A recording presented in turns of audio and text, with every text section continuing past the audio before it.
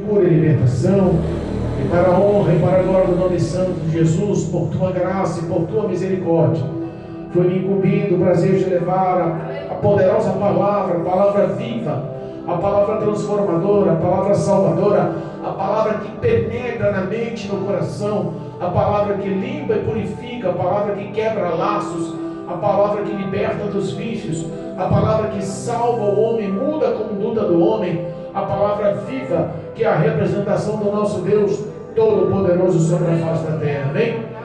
Eu saúdo mais uma vez a igreja, crendo na presença do Espírito Santo, crendo na graça do Espírito Santo em nossas vidas nessa noite. Amém? Deus me dá uma palavra e eu quero compartilhar, que está no livro de João. Livro de João, Novo Testamento, no capítulo 8. João, Novo Testamento, capítulo 8. Louvado seja o nome santo de Jesus. O tema da leitura, o tema da pregação: a mulher adúltera. Engrandecido e exaltado seja o nome do Senhor.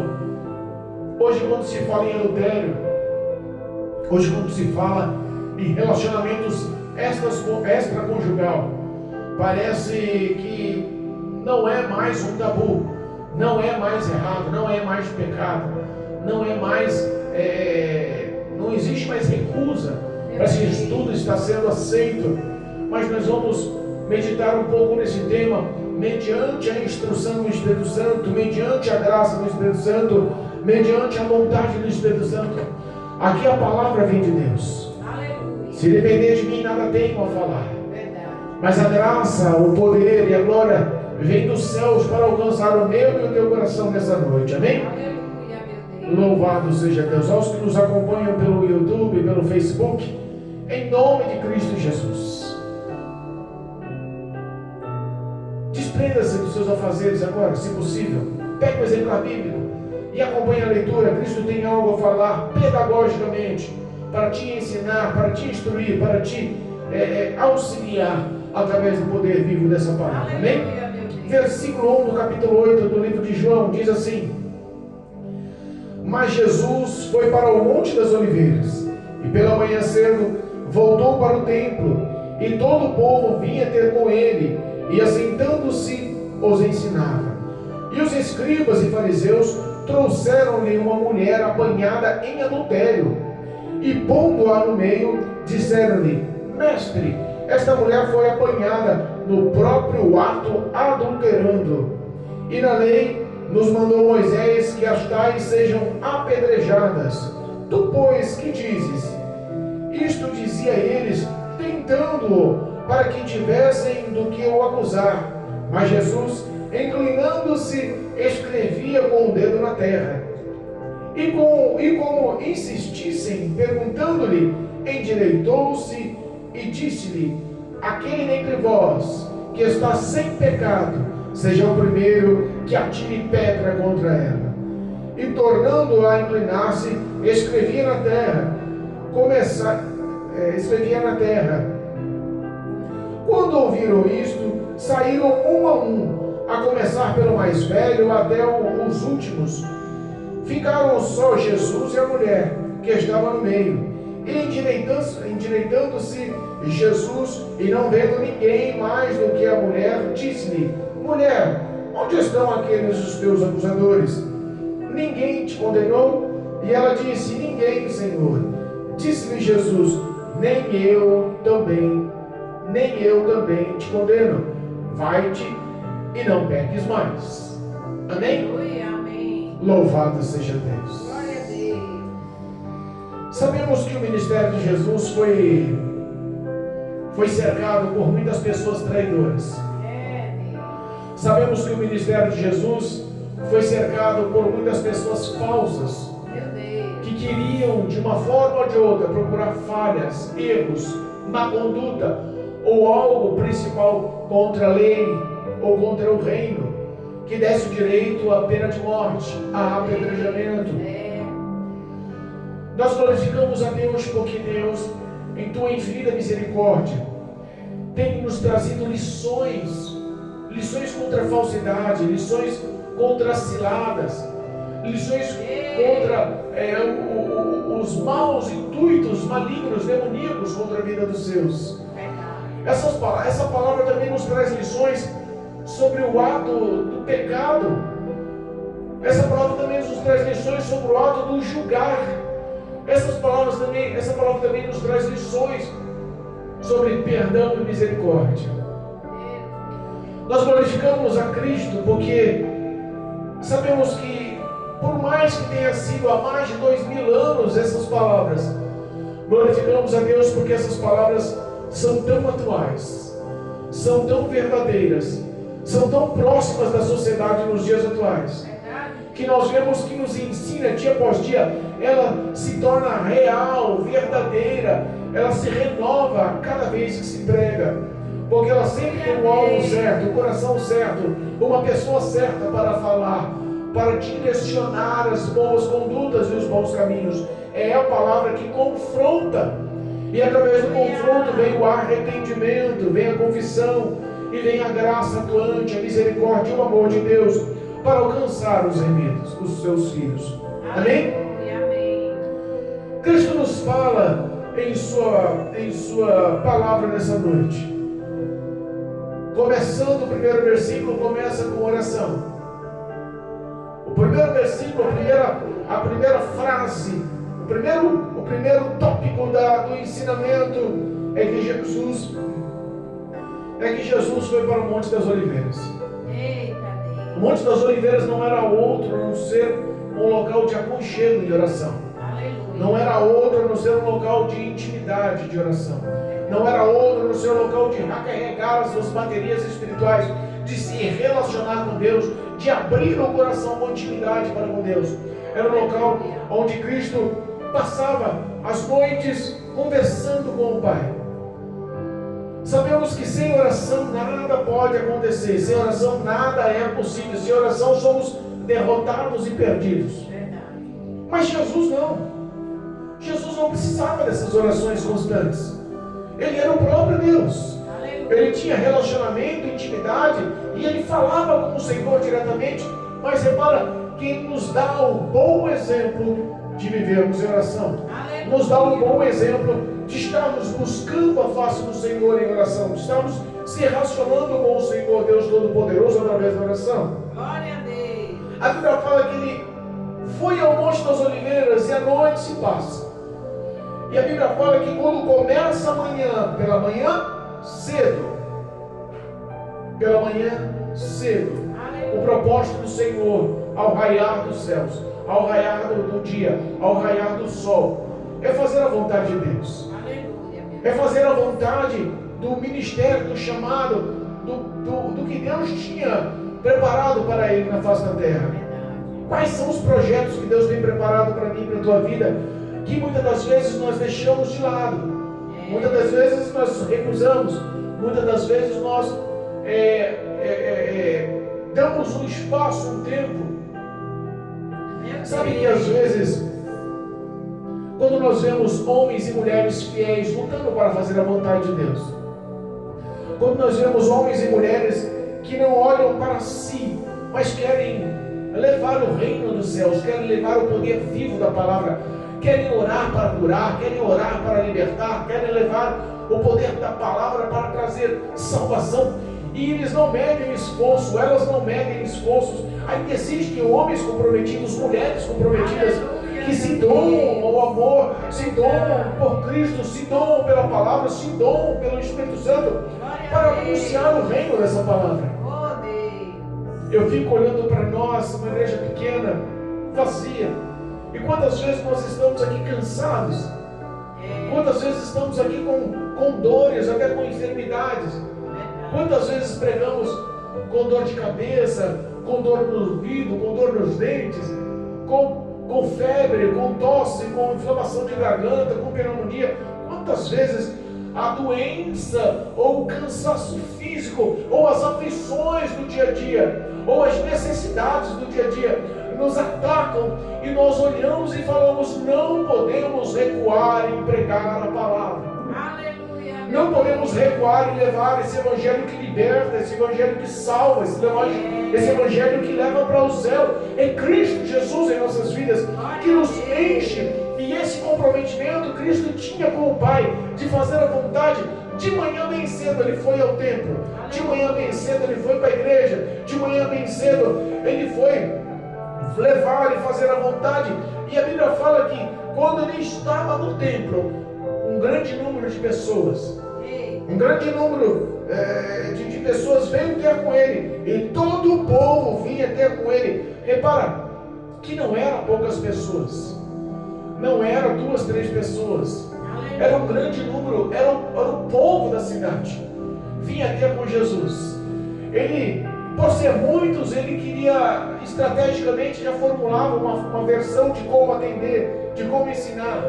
Aleluia. Nessa ocasião, a Bíblia fala que ele sentou no chão e formou uma roda de pessoas ao redor dele.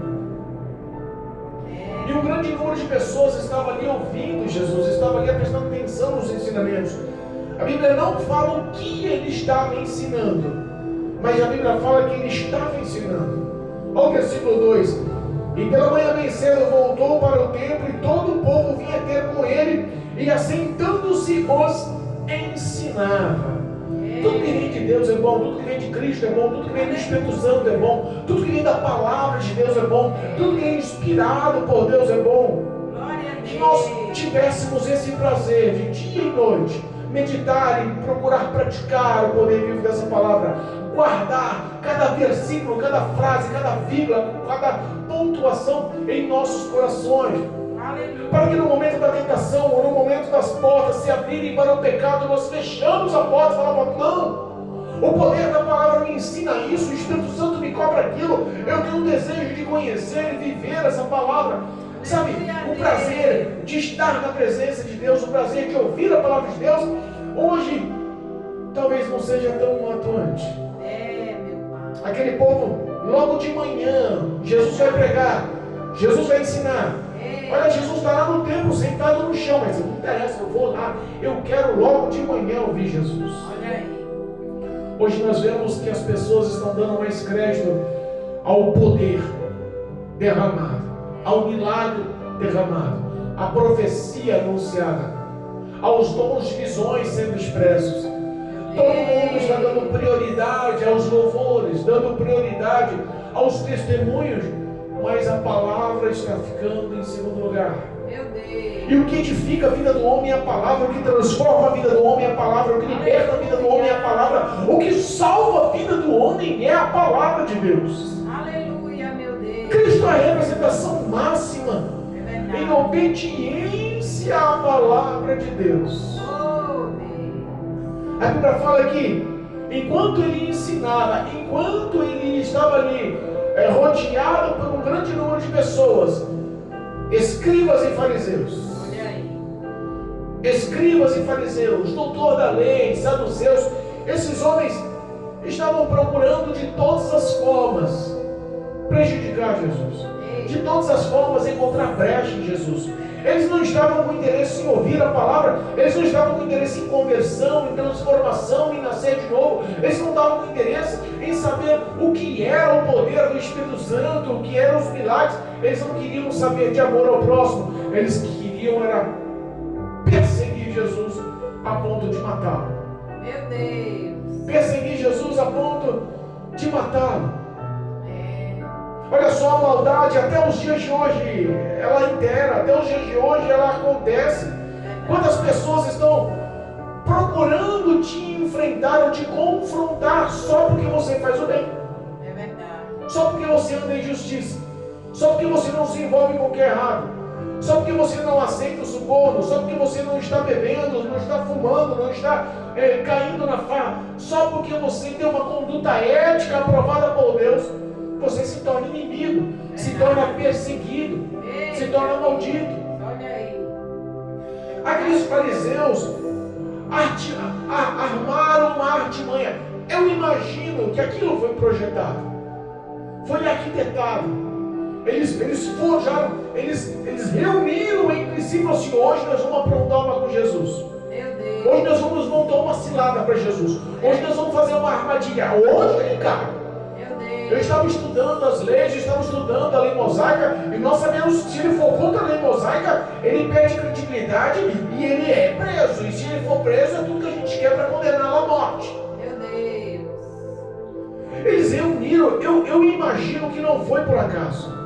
Eu imagino que não foi uma coincidência.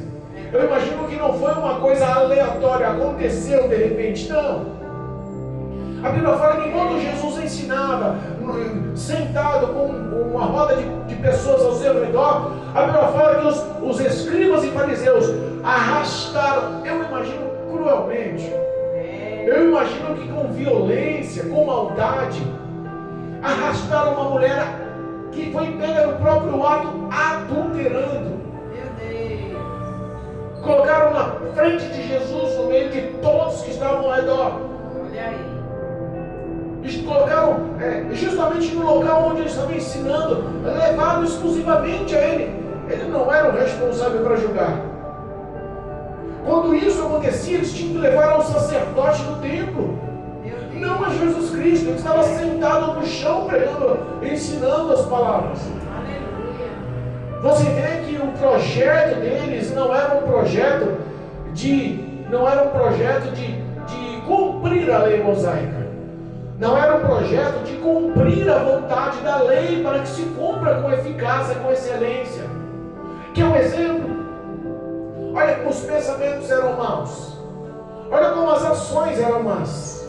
Se nós pegarmos o livro de Levíticos, capítulo 20, versículo 10, diz assim, Levíticos, capítulo 20. Levíticos, capítulo 20, versículo 10, diz assim, Também o homem que adulterar com uma mulher de outro, havendo adulterado com uma mulher do seu próximo, certamente morrerá o adúltero e a adúltera. Os dois morreriam. Se houvesse adultério, a acusação era pelo homem. Certamente se o homem adulterar com a mulher do seu próximo, certamente morrerá ele, o adúltero e a adúltera. O julgamento, a prescrição da lei, o exemplo da lei não foi dado à mulher, foi dado ao homem. Mas repara que os pensamentos eram maus. Repara que a atitude daqueles escribas e daqueles fariseus não era uma ação aprovada no íntimo do teu coração, porque eles já tinham cilada e vingança no teu ser. Cristo Jesus, ele é todo poderoso, onipotente, onipresente, onisciente, e eles já deveriam ter aprendido que Jesus conhecia os pensamentos, que Jesus conhecia os sentimentos. Sabe que uma coisa o diabo não consegue: ler o teu coração, ler os teus pensamentos. Ele pode, por conhecer, por calcular, por marcar, por avaliar a sua conduta por tantos anos, ele pode até adivinhar, mas ter a verdade, a certeza dos teus pensamentos ele não tem. Mas a Bíblia fala que o Todo-Poderoso Deus tinha esse pensamento. Cristo conhecia os sentimentos. Pastor, que história é essa? Lá em Lucas capítulo 5 nos conta uma história que Jesus, em sua casa em Cafarnaum, na tua própria casa, rodeado por um tão grande número de pessoas, por todo tipo de pessoas, publicanos, pecadores, por pobres, viúvas, por estrangeiros, por um grande número que tinha vontade e desejo de conhecer a palavra, de saber que quem pregava com autoridade. Era diferente dos escribas e dos doutores da lei que estavam nos templos pregando. Era diferente, Cristo pregava com unção. Aleluia, meu Deus. Tinha uma diferença na pregação de Jesus, tinha uma diferença nas palavras de Jesus. E a Bíblia fala que nessa história a casa de Jesus estava tão cheia, com todo tipo de pessoas, mas principalmente com os saduceus, com os escribas, com os fariseus, com os doutores da lei. Esses homens não eram para estar lá. Meu Deus. Esses homens não eram para estar participando. Por que estavam participando? Procurando vagas, Meu Deus. procurando apontamento, procurando ciladas, armadilhas contra o próprio Cristo. No decorrer da história, a Bíblia fala que 4 amigos levam um homem aleijado em sua cama, com o propósito de levá-lo até Cristo, para que Cristo o abençoasse, talvez Cristo curasse, talvez Cristo levantasse ele daquele leito, talvez um milagre acontecesse. Mas quando chegaram perto, a casa estava tão cheia por dentro, tão cheia por fora, que nem perto da porta chegaram. Eita, Jesus. Mas dentro da casa estavam os fariseus. Olha aí. Dentro da casa, ao lado de Jesus, estavam os escribas, os saduceus, os doutores da lei. Os acusadores estavam próximos. Meu Deus. Eles não estavam lá de fora, estavam dentro da casa. Olha aí. Talvez por terem o seu nome reconhecido, a sua posição reconhecida, o seu cargo eclesiástico reconhecido, a autoridade que tinha sobre eles passavam pelo meio da multidão e entravam dentro da casa. Eles sentavam para ouvir, para saber o que ia acontecer, para saber no que eles poderiam tomar proveito, e o povo abria espaço, mas para um aleijado não passaram, não abria espaço. Olha aí. A prioridade eram eles. Eita. Mas quem estava ensinando naquela manhã também era Cristo Jesus. Glória a Quem Deus. estava naquela manhã rodeado de um grande número de pessoas também era Cristo Jesus. E da mesma forma que eles estavam aqui formulando armadilhas contra Cristo Jesus, lá na casa de Jesus em Cafarnaum, rodeado por um grande número de pessoas, estavam também com os mesmos pensamentos. Meu Deus. Aqueles amigos arrancaram a cobertura da casa, desceram aquele aleijado com cordas até a presença de Jesus. Glória a Deus. Jesus olha e fala: Eita. sentiu compaixão, sentiu misericórdia. Jesus olha para o aleijado e fala assim: olha, perdoados estão os seus pecados. Olha aí, meu Deus. Quando os escribas e os fariseus, quando os sacerdotes, doutores da lei, quando aqueles falsos hipócritas que estavam lá tentando procurar algo contra Jesus, ouviram isso, a Bíblia fala que eles arrazoaram em seus pensamentos, em seu coração: quem é esse homem para perdoar pecados? Somente Deus tem poder de perdoar pecados. Eu imagino que toda a ação da arrogância ardeu em seus pensamentos, em seu coração, por inveja contra Cristo Jesus. Meu Deus. Mas a Bíblia fala que Jesus conheceu os pensamentos. Aleluia. A Bíblia fala que Jesus viu os pensamentos, leu os pensamentos, Aleluia. e olha para eles e fala: vem cá, por que passam tais pensamentos em vossos corações? Porque vocês arrasou tais pensamentos em vossos corações? Olha aí. O que mais fácil é falar: perdoados estão os seus pecados, ou levanta e anda? Eita Deus. Fiel. Eles perderam a razão de ir contra a ação de Cristo perdoar pecados, porque Jesus mostrou autoridade, poder no meio de todo aquele povo. Aleluia. Jesus olha para eles para que vocês saibam que o Filho do Homem tem poder de perdoar pecados sobre a face da terra. Olhou para o aleijado e você levanta, pega o seu leito e anda, vá para a tua casa. Oh, glória a Deus. Aleluia. Eles eram para conhecer e entender um pouco mais do que Cristo representava, da autoridade que estava sobre ele, da glória do Pai que estava sobre ele. Eles estavam mais uma vez batendo na mesma tecla, fazendo a mesma ação. O diabo, ele não se cansa em projetar contra a tua vida. Verdade. Meu Deus. Oh, Mas a Bíblia fala que nós não estamos sós. glória a Deus. A Bíblia fala que nós não estamos abandonados. Eu creio. A Bíblia fala que nós estamos com o Espírito Santo de Deus, Glória a que Deus. nos dá palavra, autoridade, graça. É Ele quem fala através dos nossos lábios.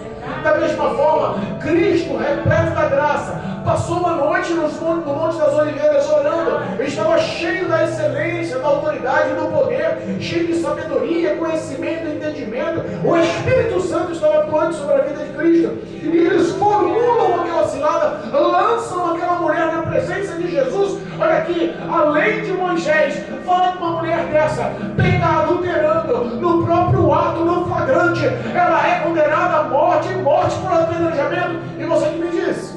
Eita Deus. Jesus conhecia os pensamentos. Sabia que eles estavam falando ali, era tentando arrumar alguma brechinha para matar Jesus. Meu Deus. Sabe o que eu fico pensando? Papai. O adultério hoje se tornou uma coisa tão vulgar, Meu Deus. tão aceitável, que é comum você ouvir que os casais hoje não querem mais se casar. Por que não quer mais, pastor? Não quer mais ter relacionamento no que é correto, no que é ético, no que é aceitável, no que é aprovado por Deus. Não quer casar perante a lei, não quer casar na igreja, na presença de Deus. Não quer. Vamos juntar os trapos. Meu Deus. Porque nós vamos ter um relacionamento liberal. Se der certo, der. Se não der, cada um do seu lado. E neste meio tempo, as oportunidades continuam abertas. Meu Deus. O homem continua olhando e cobiçando a mulher, desejando em teu coração a mulher do próximo. A mulher continua andando e cobiçando o homem, o marido da mulher da próxima. Nós vemos isso em cassações. Nós vemos isso em academias, nós vemos isso andando nos parques, nós vemos isso nos barzinhos, nós vemos o pecado da cobiça que leva ao adultério em todo tipo de ação pela madrugada, em todo tipo de ação nas baladas. Meu Deus. Todo tema festivo que há em nossa nação, repara que o resumo do fim do dia é o adultério, é a imoralidade sexual. Repara que as mulheres se produzem já pensando nisso, os homens saem nas ruas já pensando nisso. Eu imagino se Cristo não viesse a romper a lei, como seria nos dias atuais? Meu Deus. A gente está falando que aquele que adulterar será morto, morreria ele e ela. Eu imagino quantas mortes não surgiriam. Em tudo nós vemos amor, graça, compaixão, misericórdia. Aquele povo, aquele sacerdote, aquele escriba, aquele fariseu, estavam ali citando a lei sem querer cumprir a lei. E Cristo olha e introduz outra lei. Aleluia, meu Deus. Vos deixo um novo mandamento. Olha aí. O novo mandamento vos dou, que ameis uns aos outros, assim como eu vos amei. Olha aí. Repara aqui, ele não desobedeceu a lei e introduziu um novo mandamento: compaixão, perdão, amor, misericórdia. Aleluia. Eles insistiram. Diga aí, Jesus, o que você me diz? Mestre. Colocaram o ego, tentaram colocar o ego de Jesus lá em cima. Meu Deus. Vamos elogiar. Quem sabe ele cai na cilada. Vamos chamar ele de mestre, de profeta, de doutor. Quem sabe ele se deixa levar e cai na cilada. Fala o que ele não deve falar. Quem sabe a armadilha está montada, ele não tem saída. Se ele falar contra a lei de Moisés, nós o levamos ao sinédrio e o condenamos à morte.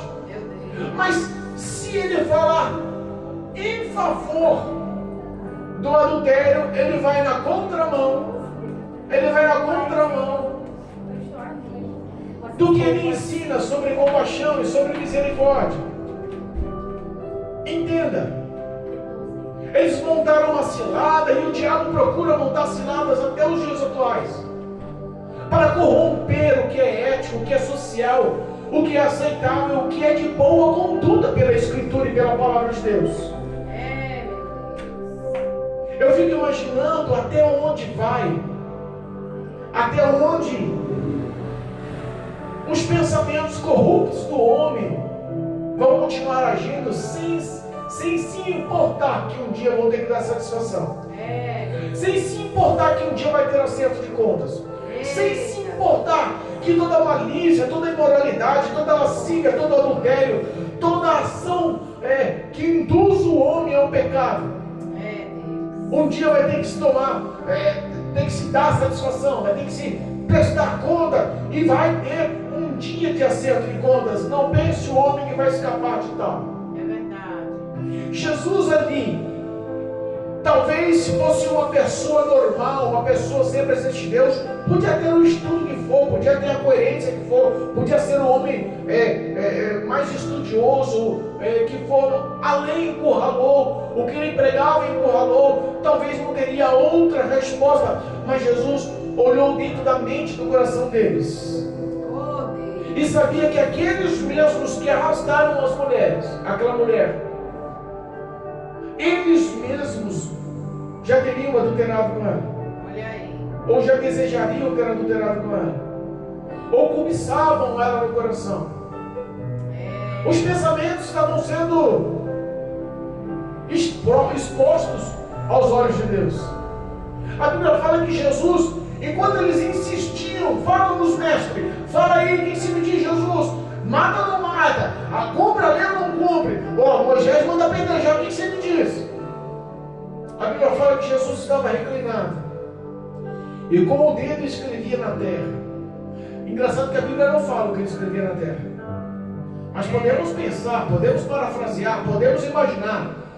Talvez Jesus estava ali com o dedo escrevendo na terra: cobiça. Talvez Jesus estava escrevendo ali na terra: adúltero. Talvez Jesus estava escrevendo ali na terra: mentiroso. Talvez Jesus estava escrevendo ali na terra: hipocrisia.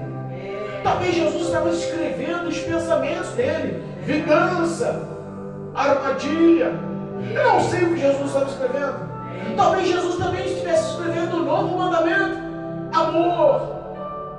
Talvez Jesus também podia estar escrevendo ali: misericórdia, com o dedo na terra, compaixão, perdão, perdoe. Talvez Jesus estava escrevendo como está lá em Mateus, capítulo 7, quando fala no versículo 1, não julgueis para não ser julgados. Porque talvez Jesus, conhecendo a mente e o coração, talvez Jesus poderia apontar o dedo e falar assim: mas vem cá, ela foi pega no ato adulterando, cadê o homem que estava adulterando com ela? Não pode ter sido você? Olha aí. Não pode ter sido o Senhor? Não pode ter sido aquele? Cadê o adúltero? Só tem a mulher? Só tem a ação do adultério não é por duas pessoas? Ou ela estava pegando sozinha? Como adultera sozinha? Olha aí. Cadê o outro lado da história? Repara que Jesus, ele estava ali sendo pressionado a tomar uma posição. Ele estava ali pressionado a tomar uma postura, a falar algo. O que ele falasse ali na mente dos escribas e fariseus poderia ser sentença de morte. E todas as vezes que o diabo formula uma sentença contra a tua vida, toda vez que o diabo faz um laço, toda vez que o diabo monta uma armadilha, a Bíblia nos ensina que Deus vai à nossa frente, que vai à nossa retaguarda, que acampa anjo no nosso redor, que é Ele que quebra o arco, corta a lança, Ele que nos faz escapar, como um passarinho escapa do laço do passarinheiro. É Ele que nos dá livramento, é Ele que bota palavras na nossa boca, é Ele que nos dá autoridade, é Ele que nos usa por graça. A Bíblia fala que Cristo, com toda a sabedoria dos céus, olha para eles, se endireita, fica em pé. Eu imagino que ele fica em pé. Eita, Deus. Olha para o olhar de cada um dos seus, de cada um daqueles que estavam com hipocrisia ou acusando, ou de todo aquele povo que estava esperando uma resposta, com o intuito de incentivar ou incendiar aquela ação de morte. Porque o coração do homem é pobre, é tolo e enganoso. Quando o mal se aflora e todo mundo encontra alguma coisa que justifica aquele mal, aí incentiva para querer fazer. Isso até os dias atuais. É verdade. Meu Deus. Quantas vezes nós vemos as pessoas aí agindo, fazendo justiça com a própria mão, se vingando, em questão de adultério mesmo. Quantas mortes estão acontecendo por vingança por causa do adultério? Verdade. Meu Deus. Sabe, nós vemos que o mundo perdeu o temor, já não quer mais saber das palavras, das escrituras, da direção de Deus. Mas entenda, até as leis que nós perseguimos, que nós temos que cumprir hoje, os códigos penais, são baseados nas palavras de Deus. Eita, Jesus. É o único livro que existe na face da terra que fala que adultério é errado, é pecado, não é aceitável, é a Bíblia. É verdade. Não existe outro. Aleluia. Glória a Deus. Jesus olha no olho de cada um daqueles escribas e fariseus. Eu Eu imagino que ele dá uma olhada no olhar de todo aquele povo que estava doido para dar uma pedrada nela. No mínimo, muitos agacharam, pegaram pedras grandes, pedras pequenas, pedras afiadas, pedras pontiagudas. No mínimo, o coração encheu de ódio, ou prazer em fazer o mal. Parece que demônios ali atuam, soprando nos ouvidos. Agora é a hora, dá na cabeça, bate, dá outra pedrada, acerta, não erra não. Um incentivo de demônios ali devia estar numa opressão espiritual intensa. De repente Jesus, olhando os pensamentos e os sentimentos de cada um deles, olha e fala: olha, aquele que não tem pecado, aquele que nunca pecou, aquele que nunca adulterou, aquele que nunca cobiçou, aquele que nunca cometeu nenhum tipo de ação de imundícia maligna pelos prazeres da carne, que nunca andou com imoralidade sexual, aquele que não tem pecado, seja o primeiro a dar pedrada, seja o primeiro a tirar a pedra, seja o primeiro a acertar a mulher. Eu abro mão, pode tacar a pedra, aquele que não tem pecado, seja o primeiro. A consciência de cada um deles deve ter pesado. Peraí, agora, como é que eu ataco? Ninguém sabe ou sabe? As minhas ações são vistas ou não são vistas? Será que alguém conhece ou não conhece? Será que se eu atacar a pedra, depois não vão falar que eu já tinha adulterado com ela ou com outras? Será que não vai cair a casa? Será que eu não vou ser desmascarado? Porque assim, quando o homem anda em pecado, ele anda em trevas.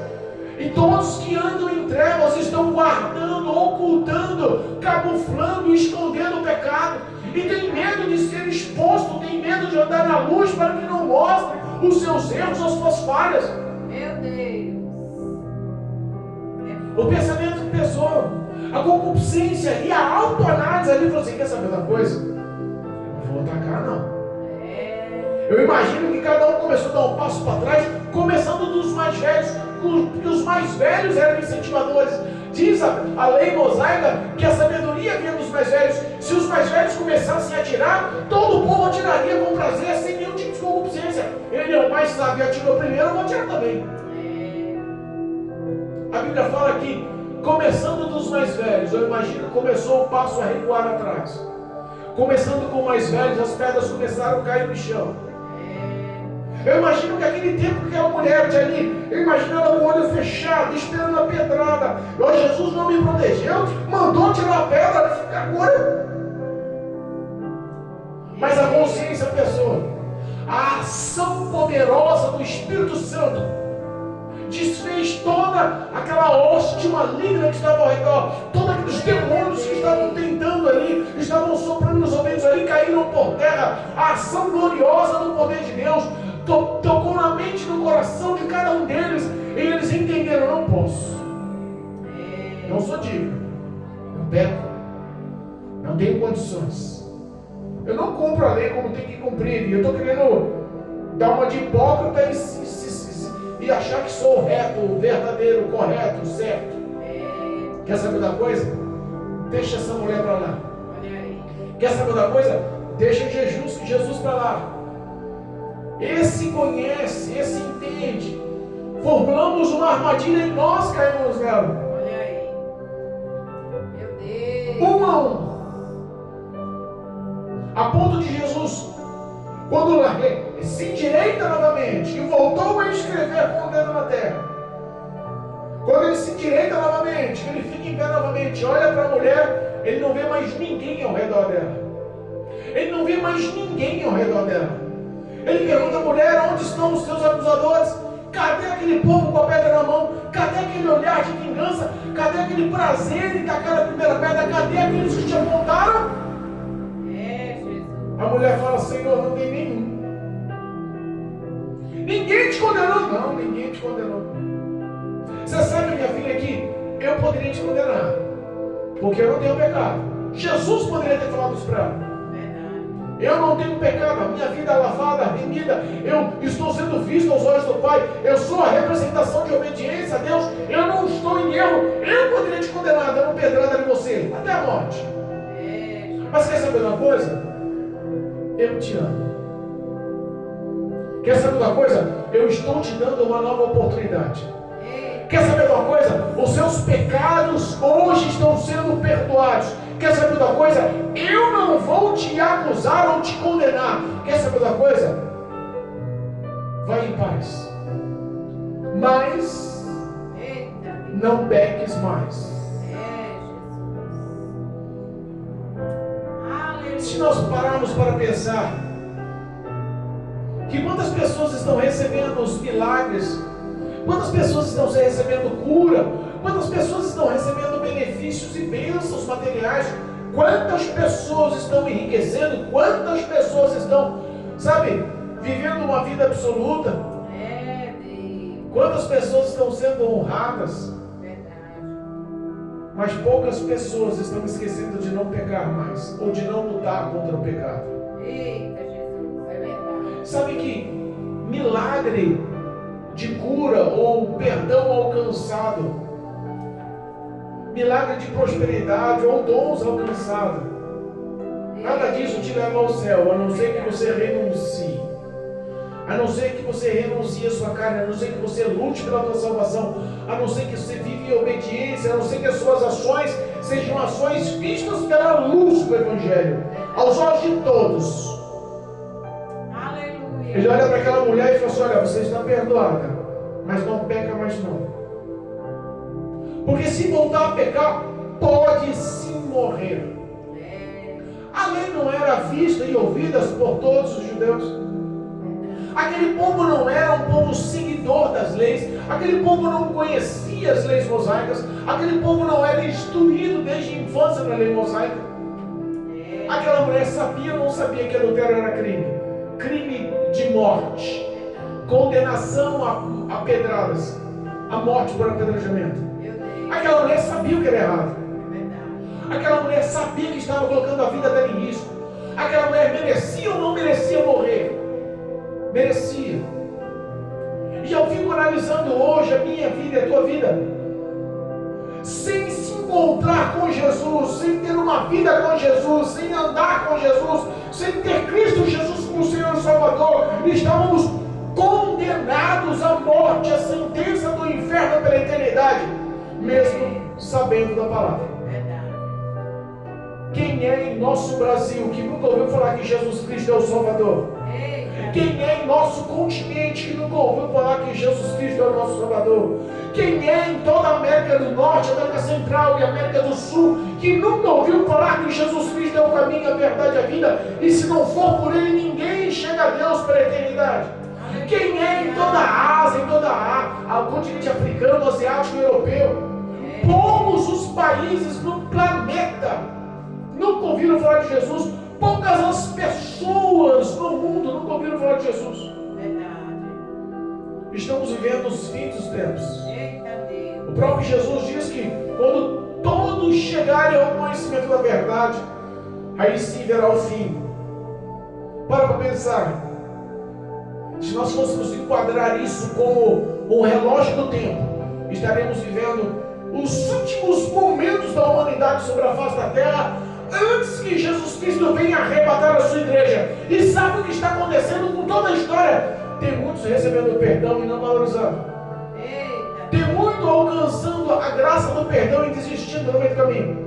Muitas pessoas começando com muita alegria, com muita força, com muito choro, com muita emoção, mas 3, 4 meses depois voltam a praticar o pecado, voltam a viver a iniquidade, voltam a praticar o erro. Ah, pastor, mas você não pode ser tão antiquado. Muita coisa mudou, o evangelho modernizou, todo mundo tem que se adaptar. Olha só, uma coisa eu sei, que fumar um cigarrinho de vez em quando não tem nada. Beber uma cervejinha de vez em quando não tem nada. Eu viver conforme o mundo vive, com as minhas vestes, com as minhas falas, com as minhas condutas, com os meus hábitos, com os meus vícios. Eu não me aprofundo, que é errado, mas de vez em quando eu faço uma coisinha. Meu Deus. Sabe que alcançou a Cristo, o Espírito Santo alcançou, aceitou como Senhor e Salvador Jesus Cristo, recebeu a compaixão, a graça, a misericórdia, o perdão, e Jesus diz: Vai e não peques mais. Mas as pessoas dos dias atuais estão pensando o seguinte: olha só, já fui salvo, já aceitei Jesus, eu vou para a igreja, todo domingo eu participo do culto, eu dou meu dízimo, de vez em quando eu vou lá e dou uma saudação, eu de vez em quando canto. Olha só, eu sou crente, eu sou salvo, mas não vou abrir mão dos meus prazeres. Meu Deus. Aquela irmãzinha com vestido colado na igreja, aquela vizinha que passa com um corpo bonito, aquele vizinho que passa naquele carrão ou em cima da moto com aquela roupa coladinha, a cobiça, os desejos, a atração pelo pecado da carne, a atração pela imoralidade sexual, a atração pelo adultério, continua sendo vício dentro de muitas igrejas. É verdade. Meu Deus. Nós ficamos analisando até onde vai. Foi dito hoje na leitura oficial que os sinais dos fins dos tempos, ou o princípio das dores de parto, estão atuantes. Meu Deus. Mas o principal marco que mostra que Jesus está às portas é a falta do temor e da fé. Pessoas que abandonaram a lei, abandonaram a disciplina, abandonaram a santidade, abandonaram os mandamentos, abandonaram a fé, procuram doutores para si, para ouvir o que querem. Meu Deus. Está corrompido. Amém. Jesus Cristo está às portas e muitos estão desapercebidos. Muitos continuam a prática do pecado e do adultério. Se você não se arrepender, se você não confessar, se você não se entregar aos caminhos do Senhor, se você não honrar a aliança em Cristo Jesus, o seu nome escrito no livro da vida, a tua entrada pela graça no céu, pelo intermediário da fé, se você não viver uma vida em espírito e em verdade, não importa o teu conhecimento, não importa se um dia você alcançou perdão, se você começou bem, mas está terminando mal, se você aceitou o perdão, mas voltou a praticar, Deus, é forte. que o Senhor possa te alcançar essa noite, que Cristo Jesus possa entrar no teu coração, Aleluia. e mostrar para você que Ele te ama. Ele não está aqui para te condenar, para te apontar, para te julgar. Mas a Bíblia fala que no dia do juízo, esta palavra vai te condenar. Eita Deus, é forte. O conhecimento que você tem pela verdade do Evangelho vai te condenar. Hoje a porta da graça está aberta. Hoje Jesus Cristo, por amor, pela ação de misericórdia e de perdão, quer te salvar, porque te ama. Valorize. Se ninguém te condenou, eu também não te condeno. Vai em paz e não peques mais. Aleluia. Que a reflexão da compaixão e misericórdia de Deus possa estar no teu coração. Aleluia. Que o Espírito Santo possa ter a oportunidade de trabalhar nessa terra fértil que é o seu coração, para que surjam bons frutos, frutos de salvação, frutos de vida eterna, frutos de aliança para com Deus, em nome de Jesus. Amém? Amém. Louvado seja Deus.